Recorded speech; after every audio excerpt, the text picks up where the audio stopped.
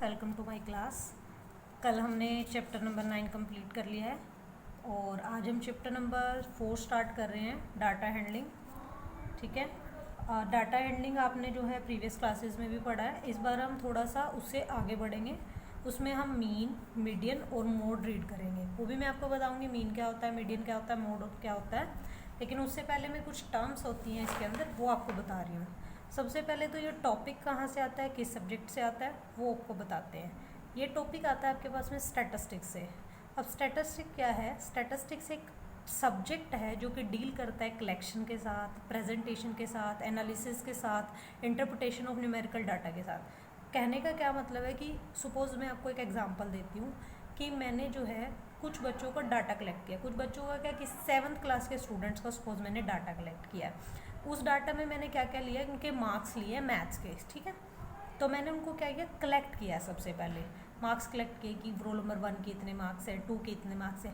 फिर मैंने उनको प्रेजेंट किया। प्रेजेंट मतलब असेंडिंग ऑर्डर में भी मैं उनको प्रेजेंट कर सकती हूँ और डिसेंडिंग ऑर्डर में भी।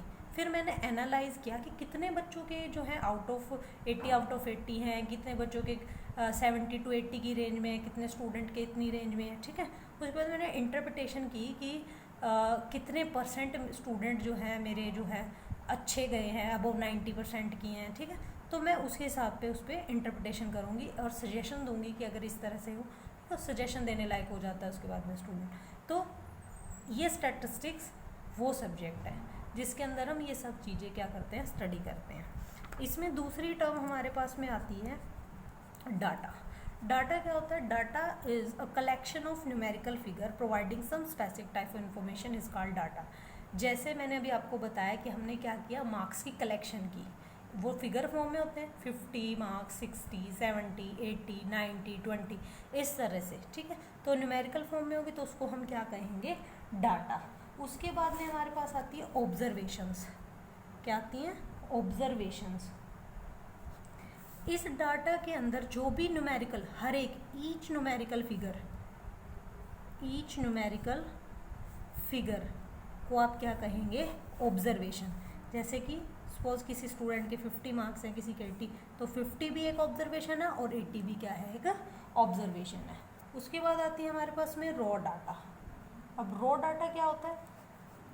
जो ओरिजिनल फॉर्म में हम लेके आते हैं। जैसे मैं एक पेज लेके फटाफट से उस पर लिख लिया, ठीक है, डायरेक्ट में ले आई अपने आप फटाफट। उसको मैंने ना ग्रुप में लिखा हुआ है, ना उसको मैंने क्या किया है, ना मैंने उसको अरेंज किया हुआ है असेंडिंग में, डिसेंडिंग में। जैसा मेरे को, जो बच्चा मेरे पास आया मैंने उसका लिख दिया। ठीक है, तो उसको हम क्या बोलते हैं, रो डाटा, यानी कि ओरिजिनल फॉर्म होती है वो डाटा की। कैसी फॉर्म होती है? ओरिजिनल फॉर्म होती है डाटा की। उसके बाद मेरे पास में रॉ डाटा में क्या आता है, डाटा के 2 टाइप आते हैं मेरे पास में। डाटा 2 टाइप का आता है, मैंने आपको पहले भी बताया हुआ है, primary data and secondary data. अब ये प्राइमरी डाटा क्या होता है और सेकेंडरी डाटा क्या होता है? प्राइमरी डाटा क्या होता है कि आप अपने आप ही, हम जैसे डायरेक्ट किसी बिना किसी रिसोर्स का सहारा लिया हमने डायरेक्ट जो है डाटा कलेक्ट किया है। और सेकेंडरी हमने किसी नेट से लिया है या किसी दूसरे के थ्रू, किसी की नॉवल से डाटा कलेक्ट किया है, तो वो क्या होता है हमारे पास में, सेकेंडरी डाटा। बेसिक पता होना चाहिए, इससे ज़्यादा डीप में नहीं जाएंगे हम। उसके बाद हमारे पास में आती है एरे। अब ये एरे क्या चीज़ है हमारे पास में? जब हम डाटा को असेंडिंग या डिसेंडिंग ऑर्डर में अरेंज करते हैं। ठीक है, जब हम डाटा का जो रॉ डाटा हम लेके आए हैं उसको असेंडिंग या डिसेंडिंग ऑर्डर में हम जब क्या करते हैं, अरेंज करते हैं, तो उसे हम क्या कहते हैं, एरे। एरे की स्पेलिंग मैंने गलत लिख दी है, ARRAY होती है, वो आप देख लेना। ठीक है, उसके बाद आती है रेंज। अब ये रेंज क्या चीज़ है? रेंज क्या होती है? जो हाईएस्ट वैल्यू है डाटा की। सपोज हाईएस्ट मार्क्स कितने हैं, 80, और लोएस्ट मार्क्स मान लो कितने हैं, 20। तो हाईएस्ट मार्क्स की जगह हाइट भी हो सकती है, वेट भी हो सकता है, जरूरी नहीं है मार्क्स को मैंने एक एग्जांपल लिया आपके सामने। तो हाईएस्ट वैल्यू, इसलिए वैल्यू बोलते हैं, कुछ भी हो सकता है ना वहाँ पे। Highest value minus lowest value, तो वो उसकी क्या होगी, रेंज होगी। ठीक है, जैसे 80 सपोज हाईएस्ट वैल्यू होती है और लोएस्ट वैल्यू क्या होती है, 20, तो रेंज कितनी होती है हमारे पास में, 60। ओके, उसके बाद आती है हमारे पास में फ्रीक्वेंसी ऑफ एन ऑब्जर्वेशन। ये देखो, मैं इसका बहुत अच्छा एग्जांपल आपको देती हूँ। किसी ऑब्जर्वेशन की फ्रीक्वेंसी, सपोज मेरे पास में 80 मार्क्स, 80 इज़ एन ऑब्जर्वेशन, मैंने आपको बताया था ना, किसी बच्चे के marks that is an observation, किसी बच्चे का weight that is an observation, ठीक है। 80 मार्क्स मेरे पास में मेरे 8 स्टूडेंट्स के हैं, इसके बेटी हैं, इसके बेटी हैं, तो 80 की जो फ्रीक्वेंसी क्या हुई, 8, जितनी भी बार वो होगा 8 टाइम्स है तो 8 उसकी फ्रीक्वेंसी, अगर 10 बच्चों के हैं तो 10 उसकी फ्रीक्वेंसी है।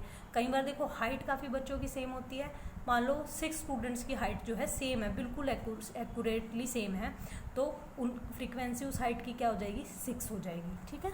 तो that is the frequency of an observation, ठीक है। चलो अब हम चलते हैं अर्थमेटिक मीन की तरफ। अर्थमेटिक मीन कहो या मीन कहो, अर्थमेटिक मीन या सिंपल मीन भी बोल सकते हैं। ये क्या होता है, एक तरह की एवरेज होती है। अब हम कहते हैं ना, कुछ बच्चे हमारी क्लास में बहुत ज़्यादा इंटेलिजेंट होते हैं, कुछ बच्चे वीक होते हैं, लेकिन बहुत सारे मैक्सिमम बच्चे कैसे होते हैं हमारी क्लास में, एवरेज होते हैं, ठीक है, एवरेज होते हैं। या हम कई बार कहते हैं, पेपर पूछते हैं ना कैसा था, तो हम कई बार कहते हैं बहुत ज़्यादा डिफ़िकल्ट था, या कई बार बहुत कहते हैं बहुत ज़्यादा इजी था, और कई बार क्या कहते हैं एवरेज था, ठीक ठीक था, मीडियम। तो ये मीडियम ही लगा के चलो, एवरेज ही लगा के चलो, ठीक है। तो इसकी क्या डेफिनेशन है हमारे पास में, the average of A given set of numbers, जो भी आपके पास में डाटा कलेक्ट हुआ है उसकी एवरेज इज कॉल्ड मीन या arithmetic mean, is called arithmetic mean. और इसको निकालने का फॉर्मूला क्या होता है हमारे पास में, मीन, इसको आप x बार से डिनोट करते हैं, ठीक है। Mean equal to sum of all observations divide by number of observation, number of observations. कैसे, कोई एग्जांपल लेती हूँ मैं। सपोज आपके पास में एक दे रखा है सेट 28, 32, 15, 28, 67, 37, ये दे रखा है 37, 56, 59, 42 एंड 24। ये आपकी बुक से ही मैंने एग्जांपल उठाई, ये एग्जांपल दे रखा है। सपोज इसका मीन आपको फाइंड आउट करना है, तो कैसे करेंगे, सम ऑफ ऑल दी ऑब्जर्वेशन, यानी कि इन सब का सम, यानी कि 28 plus 32 plus 15 plus 28 plus 67 plus 37 plus 56 plus 59 plus 42 plus 24 divide by में नंबर ऑफ ऑब्जर्वेशन, यानी कि जितनी ये नंबर ऑफ ऑब्जर्वेशन 1 2 3 4 5 6 7 8 9 10, ये काउंटिंग में कितनी है 10, इन सबको ऐड करेंगे, you got 388 divide by 10, decimal में कन्वर्ट करेंगे 38.8, क्योंकि 10 में 1 ही 0, तो 1 डिजिट के बाद क्या आ जाएगा डेसिमल। तो ये इसका क्या निकल गया, x बार या फिर मीन, ठीक है, इसको मीन या अर्थमेटिक मीन, ठीक है। तो ये इस तरह से आपको फाइंड आउट करना है। ये आपकी जो है फर्स्ट एक्सरसाइज इसी बेस पे है पूरी की पूरी, और कुछ क्वेश्चन कॉम्प्लिकेटेड भी है, क्वेश्चन मैं सारे ही करवाऊंगी, लेकिन आज हम सिर्फ इतना ही करेंगे। Thank you.